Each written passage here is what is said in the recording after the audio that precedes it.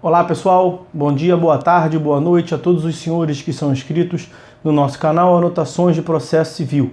Se você ainda não é, eu sou o professor Arthur Vieira e depois que eu concluí o meu doutorado em Direito Processual, eu resolvi me dedicar a esses veículos de comunicação para que eu pudesse transmitir aos senhores conhecimento jurídico de qualidade e de forma gratuita. Aqui eu vou pontuar o meu e-mail de contato para que eventuais interessados possam estabelecer um contato mais direto. Inclusive, nós podemos eventualmente considerar a hipótese de publicar um artigo científico em conjunto, tá certo? Bom, gostaria de pontuar também com os senhores o nosso canal no YouTube. Se você ainda não é inscrito, basta clicar no ícone do livro que fica no canto inferior do vídeo para que você se inscreva. Sugiro também que você clique no ícone do sininho para que você possa ativar as notificações dos vídeos que são constantemente disponibilizados por aqui. Gostaria de apresentar também aos senhores a nossa plataforma acadêmica arturvieiracursos.com.br, arturvieiracursos.com.br, onde os senhores encontrarão cursos online de modo gratuito, inclusive com a emissão de certificado válido em todo o território nacional. Tá certo? Então, após a pausa, nós vamos tratar do vídeo de hoje. Então, meus amigos, vamos dar continuidade à análise do nosso livro Anotações de Processo Civil, parte 1, Processo de Conhecimento, Procedimento Comum. Pelo tópico que está na tela aí para os senhores, vamos falar a respeito da cognição. Vamos ao ponto. O processo de conhecimento, que receberá nossa atenção nesse período, recebe essa denominação por ter como atividade preponderante a cognição. E essa referência doutrinária está na tela aí para os senhores. Não é que ela somente se manifeste somente neste tipo de processo, sendo certo que a cognição se opera em todos os modos de processo. Assim, também nos processos de execução e cautelar, assim como nas fases correspondentes do processo sincrético, a cognição se manifesta. Ocorre que, enquanto que nestes outros tipos de processo a cognição é utilizada como suporte para outra atividade estatal, como as tutelas executivas e cautelares, no processo de conhecimento, a cognição é a atividade fim, sua finalidade essencial, consistente na certificação, no acertamento do direito, conferindo certeza à relação jurídica, espancando dúvida sobre o direito afirmado pelo demandante. Daí a necessidade de compreendermos o que consiste a cognição. Cognição é a atividade do juiz de analisar as alegações e as provas produzidas no processo como antecedente lógico de sua decisão. Fazer a leitura de uma referência bibliográfica que está na tela aí para os senhores. É a referência de número 3 que está ali embaixo aparecendo mais completa para os senhores.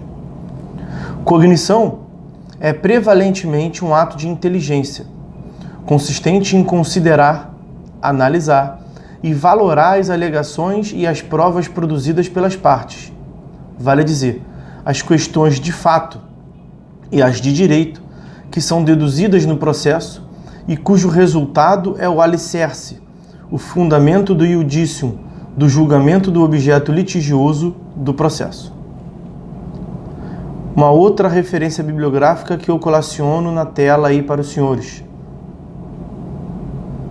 Cognição é a técnica utilizada pelo juiz para, através da consideração, análise e valoração das alegações e provas produzidas pelas partes, formar juízos de valor acerca das questões suscitadas no processo, a fim de decidi-las. Objeto da cognição. Imperioso distinguir objeto da cognição de objeto do processo. Como visto, o objeto do processo é o meritum causae, o que não se confunde com o objeto da cognição, que é um conceito mais amplo.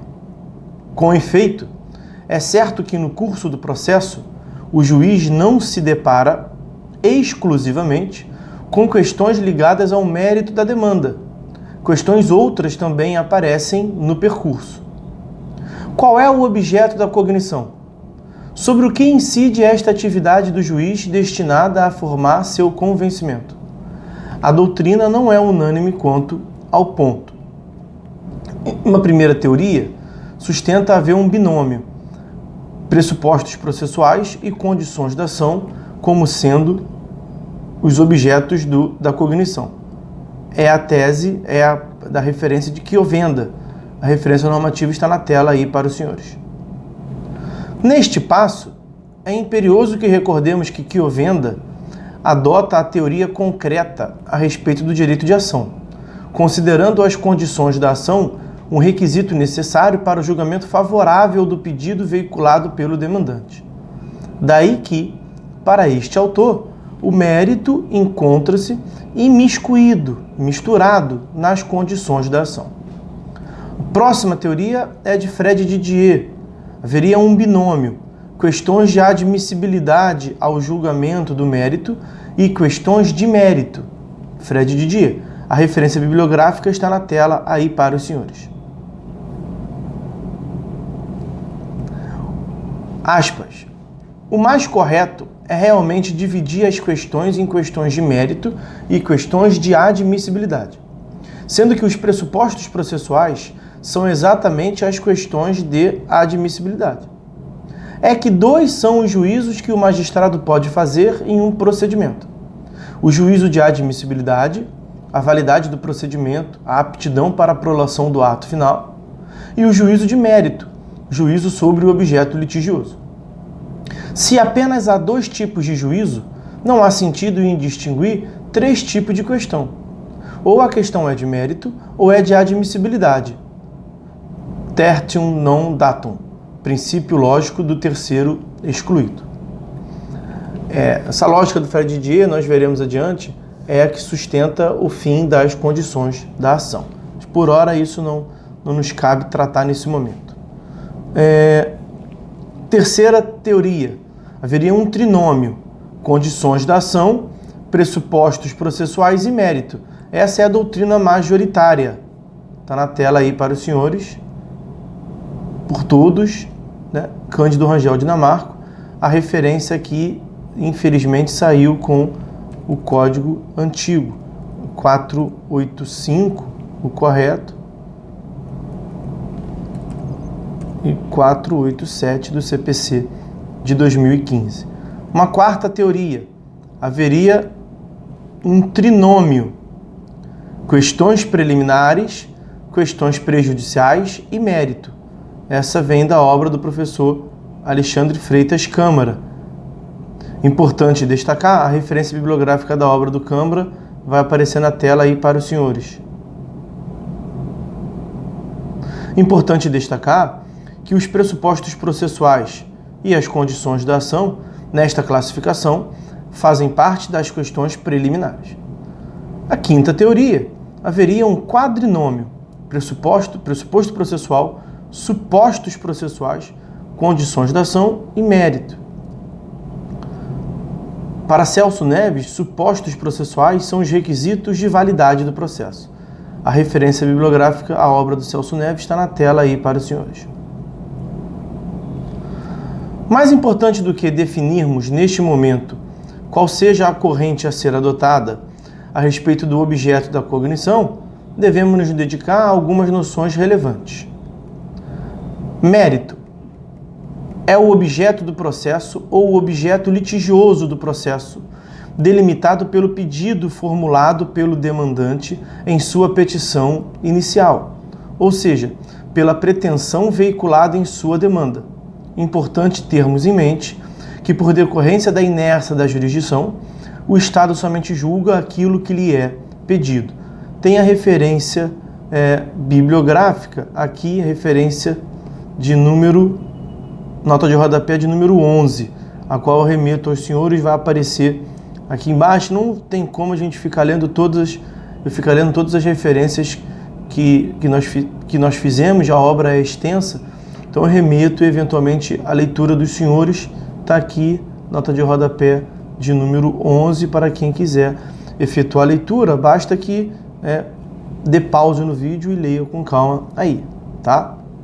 Bom, como visto anteriormente, o processo não se resume ao julgamento de mérito. Antes de julgá-lo, o juízo irá se deparar com outras questões.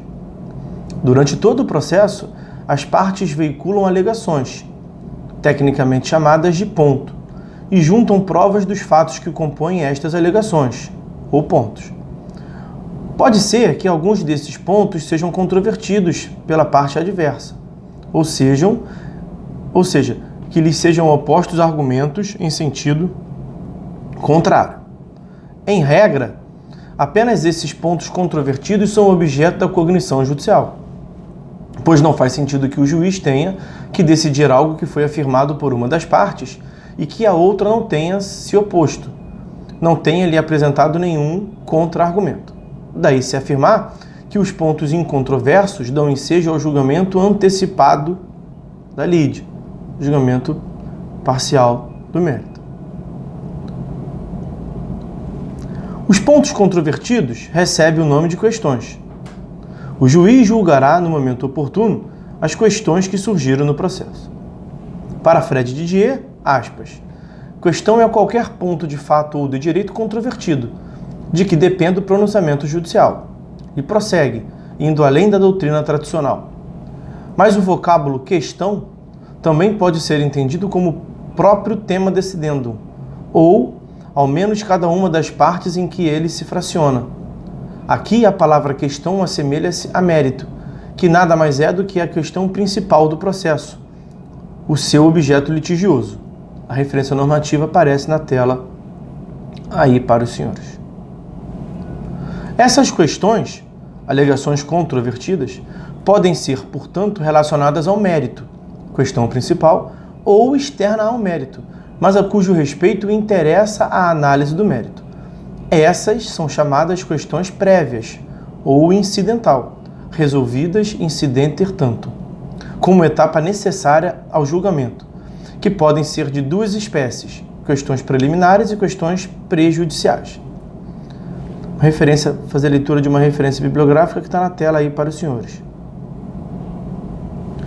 Há questões que são postas como fundamento para a solução de outras, e há aquelas que são colocadas para que sobre elas haja decisão judicial. Em relação a todas haverá cognição. Em relação às últimas haverá também julgamento. Todas compõem o objeto de conhecimento do magistrado, mas somente as últimas compõem o objeto de julgamento, o objeto da declaração. Questões preliminares são aquelas que podem vir a impedir a análise do mérito, a depender de sua conclusão. Mais uma referência bibliográfica que está na tela aí para os senhores. A preliminar é uma espécie de obstáculo que o magistrado deve ultrapassar no exame de uma determinada questão. É como se fosse um semáforo. Acesa a luz verde, permite-se o exame da questão subordinada. Caso se acenda a vermelha, o exame se torna-se impossível. É o que se passa, por exemplo, com as condições da ação. Dependendo do resultado da análise, cognição, a respeito de sua presença, pode vir a ser obstado o julgamento do mérito. É assim que, verificando o juiz, por exemplo, que um determinado processo não há interesse de agir, deverá julgar extinto o processo sem análise do mérito. Outro caso de questão prévia, exigindo análise antes do mérito, preliminar, que impede a análise do mérito, a depender do resultado, são os pressupostos processuais. Assim, verificando o juiz que um determinado processo, mesmo estando concluso para julgamento, não se efetivou a citação do demandado de forma adequada, restando esse revel no processo, deverá determinar a correção desse vício, estando impossibilitada a análise do mérito. As questões preliminares encontram-se disciplinadas no artigo 337 do CPC de 2015 e serão objeto de estudo quando da análise da resposta do réu. Devemos atentar para a distinção entre questões preliminar ao mérito das preliminares de mérito. A análise das questões preliminares, como visto, deve ser realizada antes do mérito, pois pode vir a impedir o seu julgamento. Ocorre que, em algumas situações, quando da análise do mérito, o juiz deve apreciar umas matérias antes de outras. É o que se passa com a prescrição e com a decadência. Essas matérias integram o mérito, mas devem ser analisadas antes de qualquer outra, pois também pode obstar a análise de outras questões de mérito, como o pagamento da dívida prescrita, por exemplo. Daí, alguns doutrinadores e algumas decisões judiciais afirmam que estas matérias seriam preliminares de mérito. A questão antes de jurídica é gramatical. Preliminar ao mérito é diferente de preliminar de mérito. Questões prejudiciais, por sua vez, são aquelas que, ao invés de impedir a análise do mérito, condicionam.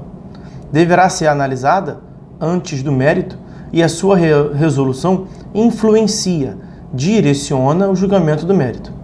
Trata-se de, aspas, antecedente lógico e necessário do julgamento do mérito, que é a questão prejudicada, a que veicula a solução deste, podendo ser objeto de demanda autônoma.